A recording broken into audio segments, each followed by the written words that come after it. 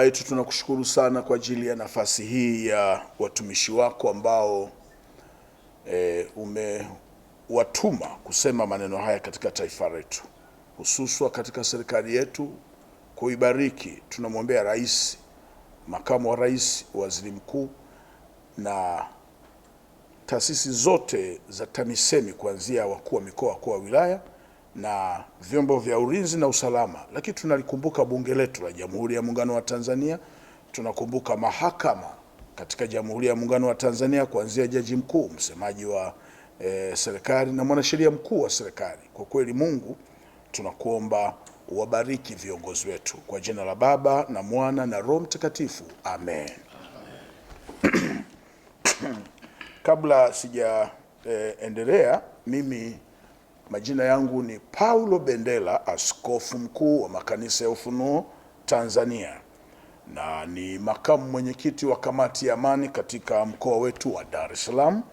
Ningependa nisome mstari huu wa kwanza katika kitabu cha Tito sura ya 3. Tito sura ya 3 mstari wa kwanza: wakumbushe watu kunyenyekea kwa wenye uwezo na kutii na kuwa tayari kwa kila kazi njema, wasimtukane mtu yeyote, wasiwe wagomvi, wawe wema, wakionyesha upole wote kwa watu wote.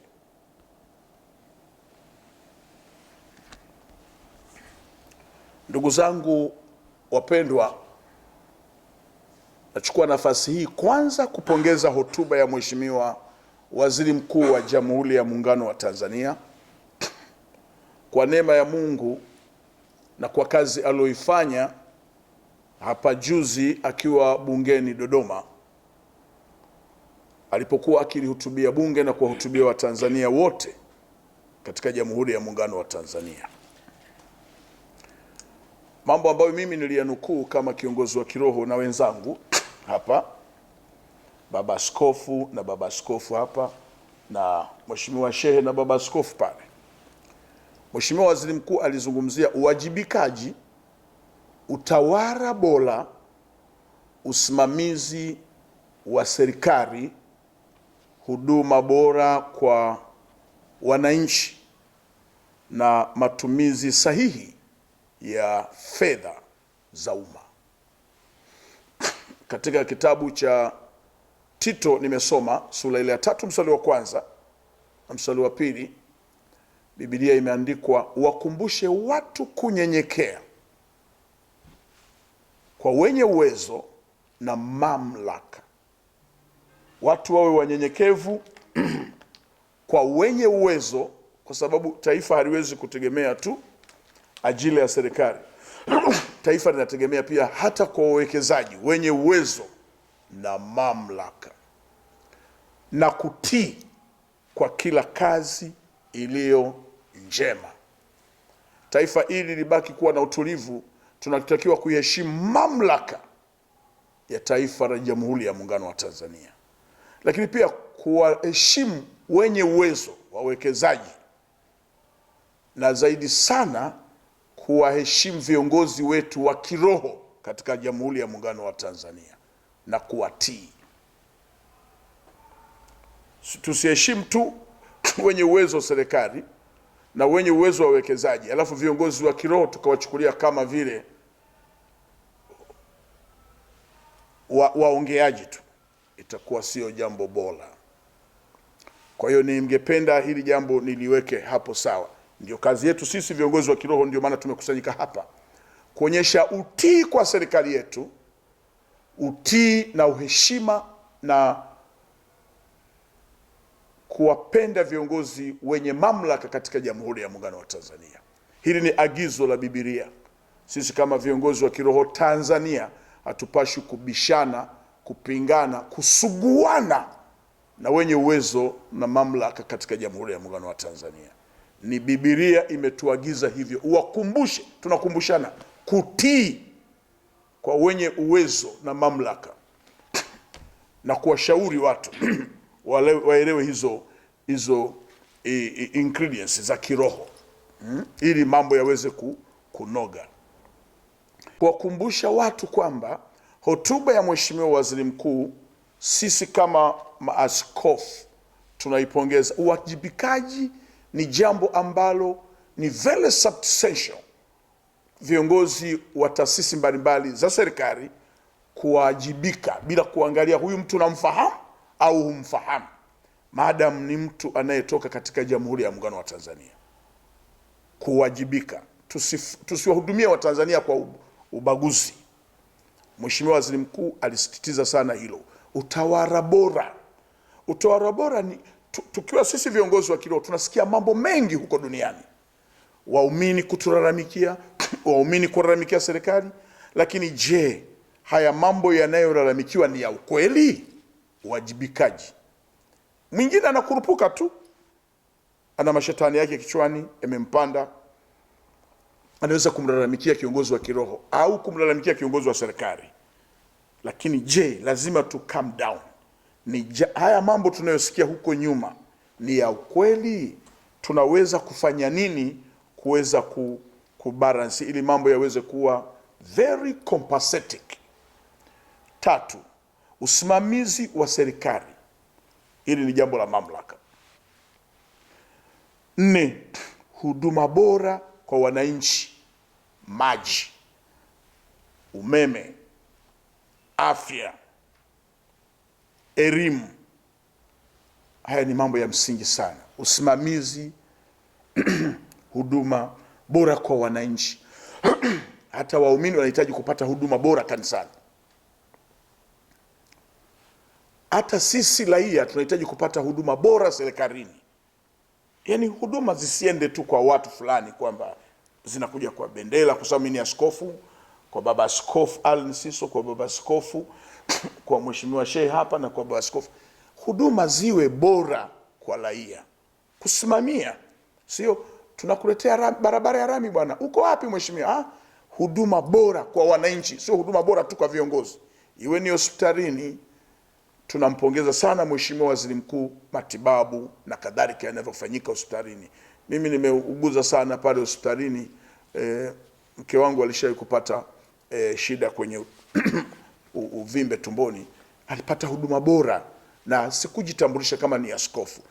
Ziboreshwe basi, ziboreshwe kuliko kufika kwenye ofisi ya kiongozi nataka chumba, mwingine ana uwezo wa kulipia chumba mgonjwa wake atibiwe kwenye private room, unaambiwa ngoja tuulizie kwanza. Chumba kiko wazi, hakina mtu, unaulizia mtu ambaye hajafika, unataka kuweka, kuna mtu alishaweka appointment.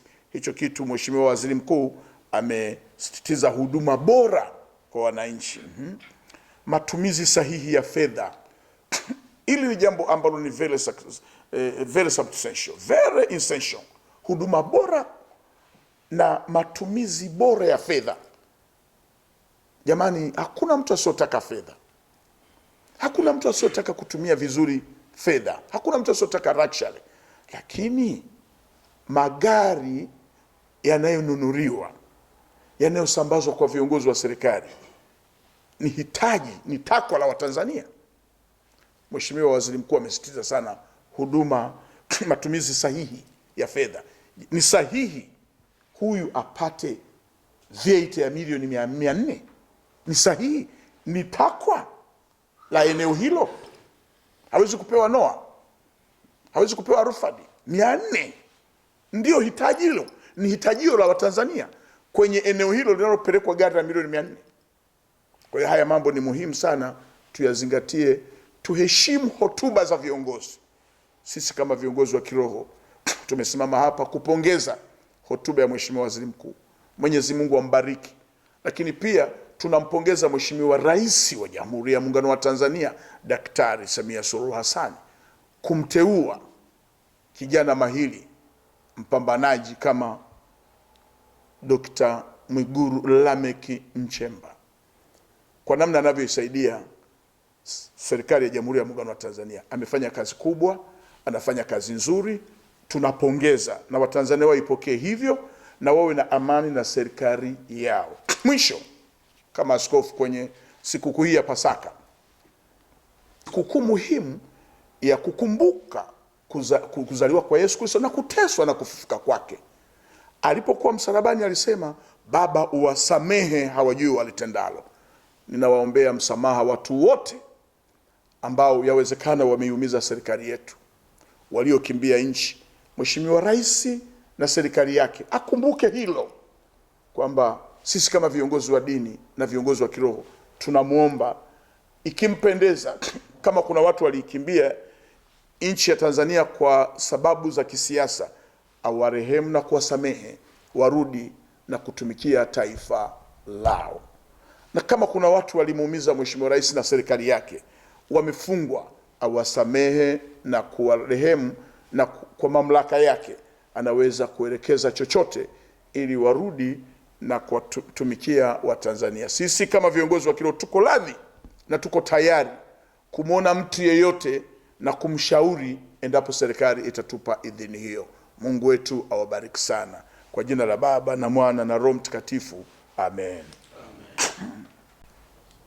Kwa jina naitwa Allen Siso, ni askofu wa kanisa la Methodist Tanzania jimbo hili la Dar es Salaam, lakini pia ni katibu mkuu wa kanisa hili la Methodist Tanzania. Lakini kwa Dar es Salaam ni makamu mwenyekiti wa kamati ya amani wilaya ya Kinondoni, viongozi wa dini. Kwa hiyo ninayo furaha sana kupata nafasi hii ya kusema machache kama kiongozi wa dini, lakini kama mzalendo wa Tanzania katika nchi yangu iliyobarikiwa na Mungu, hasa ninapoyaona yale yanayoendelea ya kutia moyo tunapoendelea na maisha yetu katika nchi yetu hii. Kupitia hotuba ya Waziri Mkuu wa Jamhuri ya Muungano wa Tanzania, mioyo ya Watanzania imefarijika. Binafsi ninajitokeza hadharani kupongeza yale yote yaliyonenwa na Mheshimiwa Waziri Mkuu wa Jamhuri ya Muungano wa Tanzania. Yamefungua mioyo, yamerudisha imani, yameleta matumaini. Hata wale walikuwa wamekata tamaa, kwa kupitia hotuba hii na imani, kila mmoja ana imani ya kwamba sasa nchi yetu itakaa salama na itakwenda kama ambavyo wengi tunavyotarajia. Kwa habari ya uwajibikaji, ili ni neno la kibiblia. Hata Mungu mwenyewe amesema asiyefanya kazi na asile. Kwa hiyo kila mmoja katika kuiletea nchi hii maendeleo, kila mmoja mahali pake ni lazima awajibike. Walioko serikalini, walioko kwenye taasisi binafsi, hata nasi viongozi wa dini mahali petu, kila mmoja akiwajibika kwa kusudi la kuiletea nchi hii maendeleo, nchi hii itainuka na kusonga mbele, na Watanzania tukafurahia ile amani na maendeleo yanayoonekana katika nchi yetu. Utawala bora. Inawezekana mioyo ya wengi iliumizwa, lakini kiongozi wa nchi, kiongozi wa serikali anapotamka habari ya utawala bora, tunaamini kitakachoendelea ni kuona amani na utulivu, haki kila mahali ambapo Mtanzania anatamani kupokea. Kupitia tamko hili, Watanzania tuondoe hofu, mashaka, na wale walio kila mmoja katika nafasi yake alitimize neno hili lililotoka kinywani kwa Mheshimiwa Waziri Mkuu wa Jamhuri ya Muungano wa Tanzania.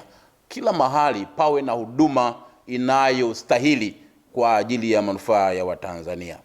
Lakini usimamizi wa serikali, hawa ni viongozi wa serikali. Kwa hiyo wote walioko serikalini wamesikia, na huyu ni kiongozi wetu aliyechaguliwa na mamlaka kamili ya nchi hii, na tunaendelea kumpongeza rais wetu wa Jamhuri ya Muungano wa Tanzania. Jicho lake limeona kumpata mtu sahihi, anayeweza kusimamia, anayeweza kutamka, hana hofu, hana mashaka, lakini ni mtu anayependa kuona serikali inasimamia sheria, inasimamia haki, uadilifu katika taifa hili la Tanzania. Huduma bora kwa wananchi, haya ni matarajio ya wengi. Kama ilivyo hata viongozi wa dini wote wanaokuja, wawe Waislamu, wawe Wakristo, wanatarajia huduma. Hata nasi viongozi wa dini tuhudumie Watanzania. Wanaokuja makanisani, wanaokuja misikitini ni Watanzania, wanahitaji kupata huduma sahihi ya kutiwa moyo na hata kupewa matumaini katika maisha haya. Kwa hiyo hata serikalini pia huduma zikiboreshwa, nchi hii iliyobarikiwa na Mungu, tutakaa kwa furaha na kwa amani. Na jambo ambalo linatesa sana Watanzania ni kuona matumizi ya fedha pale tunaposikia hayakutumika ipasavyo. Hata yule ambaye hana nafasi yoyote ya uongozi anasikia kuumia. Tunapomsikia kiongozi wa nchi anatamani kuona matumizi sahihi ya fedha. Sisi kama viongozi wa dini tuliokutana hapa, nafikiri ni wajibu wetu kuwaombea viongozi wa serikali, kumwombea waziri mkuu. Na mimi binafsi niseme, tangu waziri mkuu waingie katika nafasi hii, ameonyesha ujasiri, ameonyesha uwezo, ameonyesha uzalendo. Pale anapotamka habari ya uzalendo, tuamini kwamba ni mzalendo halisi. Tumuunge mkono, tumuombee. Tuiombee serikali yetu ya Jamhuri ya Muungano chini ya rais wetu mpendwa Dr. Samia Suluhu Hassan na wote wanaomsaidia, makamu wa rais, waziri mkuu. Tunapoona maneno kama haya yanatolewa kwenye bunge linalotengeneza sheria za nchi hii, tuna imani, tunafarijika. Kwa hiyo kila mmoja mahali pake alitii neno hili na kuona kwamba nimepewa nafasi hii kutumika na kuwahudumia Watanzania kama vile inavyonipasa. Tunaamini Mungu ataendelea kuibariki nchi yetu, ataendelea kuibariki serikali yetu, atawabariki Watanzania. Watanzania tuamini katika nchi hii na uongozi uliopo tuko salama. Mungu ibariki Afrika, Mungu ibariki Tanzania. Amen. Amen. Amen. Tumemaliza Ijumaa Kuu na tunaingia kwenye Pasaka. Yesu alikufa msalabani kwa ajili ya wanadamu. Na yako mambo kadhaa yaliyotendeka akiwa pale msalabani. Mambo mengi tunajifunza. Yuko katika mateso lakini anawahurumia watu. Akafika mahali hata wale wamama waliokuwa wanamlilia akasema, enyi wanawake wa Yerusalemu, msinililie mimi, bali jililieni ninyi nafsi zenu na watoto wenu. Mambo haya kama yanatendeka katika mti mbichi, je, itakuwaje katika mti mkavu? Huruma na upendo tuliouona pale msalabani Yesu akiangikwa. Hebu Watanzania tukopi huruma hii na upendo ule. Hebu tukapendane Watanzania. Tunapofika mahali pa kuadhimisha sikukuu ya Pasaka, Yesu anafufuka, yale yote kama tulikuwa na chuki, tulikuwa na visasi, hebu vyote tuviache. Tuone Tanzania ikifufuka pamoja na Yesu. Watanzania wakifufuka, wakiondoa hofu na mashaka, lije tumaini la maisha mapya yenye amani. Na watakia Pasaka njema na Tanzania ibarikiwe na Mungu aliye hai. Majina yangu ninaitwa Bethania Simon Mpembwa. Ni askofu mkuu wa kanisa la Neema ya Kitume Tanzania, na pia ni balozi wa amani, lakini pia ni mjumbe wa kamati ya amani mkoa wa Dar es Salaam chini ya viongozi wangu Mheshimiwa Paul Bendela na mwenyekiti wetu mkuu ambaye ni ndugu Sheikh Waridi, yeye ambaye anatuongoza vizuri chini ya mlezi wetu mkuu wa mkoa wa Dar es Salaam kwa sasa ndugu Chalamila. Mungu awabariki sana wa Tanzania. Niseme kwamba nimefurahia sana, tunaingia sasa Pasaka, lakini tunapoendea Pasaka ambayo ni siku ya kesho mwaka 2026, Pasaka hii tumeikaribisha kwa hotuba ya Mheshimiwa Waziri Mkuu wa Jamhuri ya Muungano wa Tanzania. Kwa kweli niseme kwamba Waziri Mkuu ni kijana mwenzangu, amenipita kidogo, lakini niseme tu kwamba heshima kubwa tumpe Mama Samia kwa sababu ya kutupatia kijana mwenzetu ambaye ana uchungu wa nchi hii na mtu ambaye ana uzalendo. Na mnajua nchi ilipitia katika hali fulani, nimeona akizunguka nchi nzima kwa ajili ya kutuweka Watanzania karibu. Kwa jambo hili limekuwa ni faraja sana kwangu na kwa Watanzania kwa ujumla, wadogo, wakati mpaka wa juu kabisa. Sasa nataka nichangie machache mawili matatu juu ya hotuba ambayo ameitoa Mheshimiwa Waziri Mkuu wa Jamhuri ya Muungano wa Tanzania. Nianzie kwa kuchangia kipengele ambacho alikiongelea kuhusu matumizi sahihi ya fedha za umma. Anapozungumzia fedha za umma, sio fedha zake, sio pesa ya mtu, ni pesa ya kodi ya Watanzania. Hii inatuonyesha kwamba serikali imejipanga. Hii serikali ya awamu ya 6 kipindi hiki cha pili imejipanga kuhakikisha kila shilingi ya mlipa kodi inasimamiwa na inakwenda kwenye matumizi yaliyokusudiwa na serikali yetu ya Jamhuri ya Muungano wa Tanzania. Jambo hili limeleta faraja kwangu, lakini na kwa Watanzania wengi, kwa sababu sisi kama maaskofu tunaongea na watu wa kada mbalimbali na wanafurahia kuisikiliza ile hotuba na wanasema kwa hakika imetufariji. Hili ni jambo la kupongeza sana, kwa sababu tunasikia minong'ono ya hapa na pale, mmoja, wawili, watatu wanaongea kwamba wakati mwingine wakubwa fulani wanakuwa wanajinufaisha ama watu fulani wajinufaisha. Hali kama hizo zikiwa zinaongewa zinaleta huzuni kwenye mioyo ya Watanzania, kwa sababu kuna neno tunasema mtenda na mtendewa. Wakati kiongozi anaomba achaguliwe, yeye anakuwa ni mtendewa na wananchi, na wengine wananyenyekea mpaka wanapiga magoti.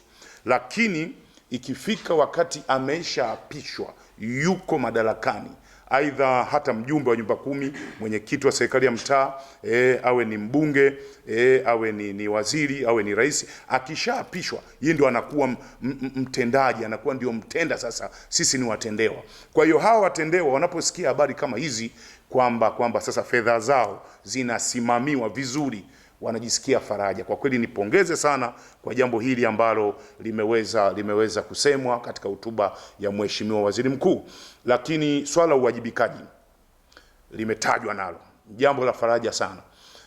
Hakuna mahali popote, iwe kwenye familia, iwe kwenye kijiji, iwe wilaya, mkoa, nchini hasa, kama hakuna uwajibikaji, kila mtu anafanya kivyake. Kila mtu anafanya kivyake. Nyie mnajua chama ni hiki, lakini kinahitaji tu uwajibikaji.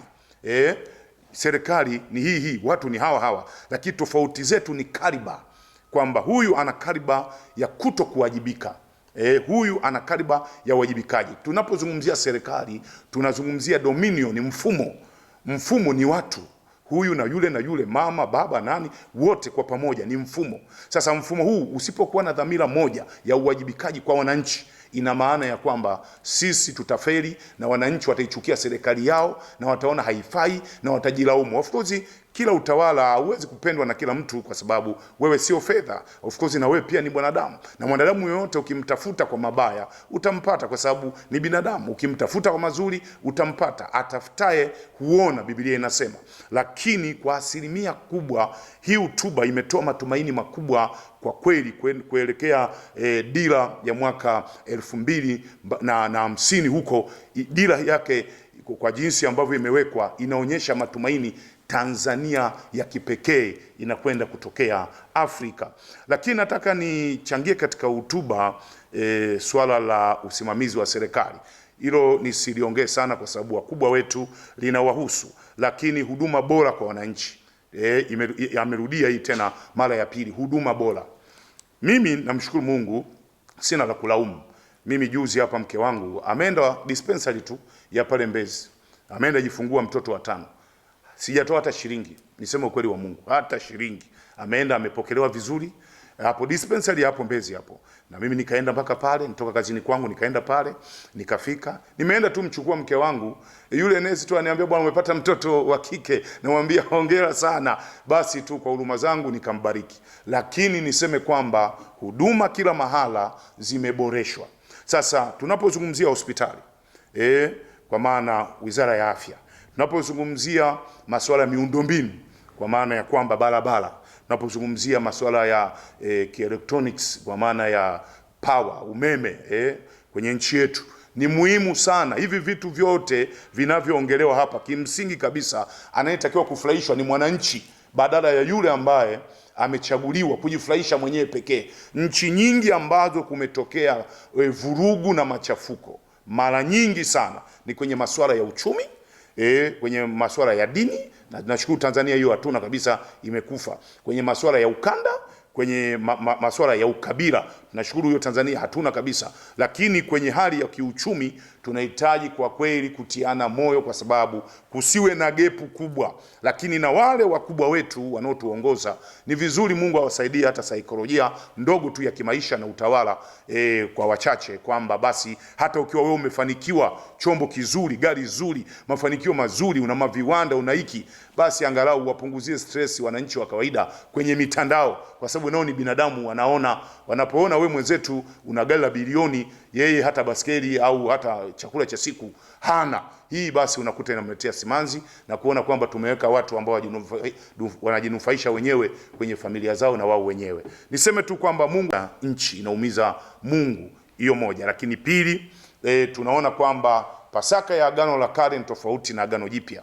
Agano Jipya, Pasaka wetu sio kondoo mnyama wale waliopewa na Waisraeli, Musa na Haruni wakapewa wachinje waweke kwenye milango aliyo safi. Sio huyo, hiyo ni ya Waisraeli na inawahusu wao. Lakini sisi Pasaka wetu, Biblia inasema ni Yesu Kristo. Yesu Kristo mwana wa Mungu aliye hai, yeye ndio Pasaka wetu. Sasa tunamwangalia huyu Pasaka wetu, Bwana wetu, mkombozi wetu Yesu Kristo, kabla hajachinjwa ama hajafa. Kwa mfano wa Agano la Kale walivyochinja yule mwana kondoo, kuna maneno machache aliyasema kabla hajakata roho. Moja, alimtegemea Mungu mpaka saa ya kufa. Alimuita Mungu akasema, Eloi Eloi lama sabakitani. Maana yake Watanzania tuhakikishe tunamtegemea Mwenyezi Mungu kwenye maisha yetu. Lakini kabla hajafa alisema naona kiu. Ilikuwa ni kiu cha kukomboa dunia. Tuwe na dhamira njema, viongozi na kila Mtanzania. Wewe Mtanzania ndio mwenye nchi yako, uwe na dhamira njema ya kuifanya nchi yako iwe na amani. Mwisho alisema, Baba uwasamehe hawa, kwa kuwa hawajui walitendalo. Ndugu zangu wapendwa, hakuna jambo kubwa katika maisha, hakuna jambo kubwa katika maisha kama msamaha. Msamaha. Kuna watu wamekuwa sana kwenye msamaha kama Yesu. Hata kama hajaombwa msamaha, ana release msamaha, anaachilia. Pasaka hii ni vizuri sana ndugu zangu wapendwa, tusameane, tutoe vinyongo. Watu wameumia kwenye familia, wanaumizana mke na mume, watu wanaumizana kwenye makazi, watu wanaumizana sehemu mbalimbali, hata kwenye nchi. Naweza akaongea mwenzangu huyu akawa hajafurahi, ukasikiza hotuba ya mtu hujafurahia, hicho ni kinyongo. Tusameheane. Msamaha ndio unaleta watu tena upya pamoja. Maana yake unajutia kwamba kwa nini tugombane, tunaachia msamaha. Hakuna kosa ambalo alisamehewi. Tuwasamehe viongozi wetu, kama kuna mahali wamekosea, walitudanganya wakasema tutachimba kisima, tutaleta barabara, hawajaleta, tuwasamehe. Lakini na sisi pia tuwasamehe watu mbalimbali ambao wanatuhusu. Asante sana. What God can do, no man can do. Amen. Kwa jina naitwa Alhaj Othman Mkambaku. Mimi ni naibu katibu mkuu wa kamati ya amani ya viongozi wa dini wa madhehebu mbalimbali mkoa wa Dar es Salaam. Lakini pia ni mjumbe wa halmashauri ya BAKWATA mkoa wa Dar es Salaam. Lakini pia ni afisa mahusiano wa BAKWATA makao makuu. Niko hapa mbele yenu kwa nia moja tu ya kuipongeza hotuba ya bajeti iliyotolewa na Mheshimiwa Dr. Mwigulu Lameck Nchemba, Waziri Mkuu wa Jamhuri ya Muungano wa Tanzania. Kwa kweli hotuba yake ilikuwa ni nzuri na alikuwa na vipaumbele vyake, ila mimi nimevutiwa zaidi na kipaumbele chake cha mwisho hichi alichozungumzia matumizi sahihi ya fedha za umma. Matumizi sahihi ya fedha za umma ndio msingi wa maendeleo. Serikali inayo mipango mizuri sana kwa ajili ya maendeleo ya wananchi na nchi kwa ujumla. Lakini baadhi ya watumishi ambao si waadilifu wamekuwa wakikwamisha mipango hii kwa ubadhilifu unaofanyika katika wizara na maidara mbalimbali. Kwa hiyo ni muombe Mheshimiwa Waziri Mkuu, namjua kwamba ni mtu mzalendo ni mtu anayependa nchi yetu, ana uchungu mwingi sana na nchi yetu, na amekuwa akizunguka nchi nzima halali, akizunguka huku na kule kwa ajili ya kusimamia maendeleo ya Tanzania na ya Watanzania. Kwa hiyo kikubwa ninachokiomba mimi, awe imara kabisa katika kusimamia matumizi sahihi ya fedha za umma, kwa sababu mara nyingi kila inapotoka taarifa ya CAG, mkaguzi huyu na mdhibiti wa mahesabu ya serikali, tunaona kuna baadhi ya halmashauri zinapata hati chafu. Kwa hiyo tunataka kuona hatua sahihi zikichukuliwa kwa wale wote waliokuwa wabadhirifu wa fedha za umma. Serikali na Mheshimiwa Rais tunamuomba, na Waziri Mkuu pia tunamuomba wawe makini sana na wawe wakali sana katika kusimamia matumizi sahihi ya fedha za umma, kwa sababu matumizi yakiwa sahihi, basi na huduma bora zitapatikana, kwa sababu yale malengo yao walioyaweka itakuwa rahisi kutimizwa kutokana na matumizi sahihi ya fedha za umma. Lakini tunaipongeza serikali, tunampongeza Mheshimiwa Rais kwa kumchagua Daktari Mwigulu Nchemba kuwa waziri mkuu, na tunaona kazi anayofanya waziri mkuu. Kwa kweli anapambana sana, anazunguka nchi nzima kwa kuharakisha na kuhimiza maendeleo ya nchi na kujenga umoja na mshikamano. Nawashukuru sana, Mungu awabariki. Ndugu zangu wa Tanzania, nichukue nafasi hii katika sikukuu hii ya Pasaka, tunapokuwa tukisherehekea Pasaka ya kuteswa kwa Bwana wetu Yesu Kristo, tusisahau kulinda na kutunza na kudumisha amani ya taifa letu. Ni muhimu sana kumthamini mwenzako, kutokumletea madhara, kutokumdharau, lakini kutokuwa na matamko yatakayoleta taswira mbaya. Tafadhali ni sana ndugu zangu, tuilinde amani ya taifa letu, ni muhimu sana.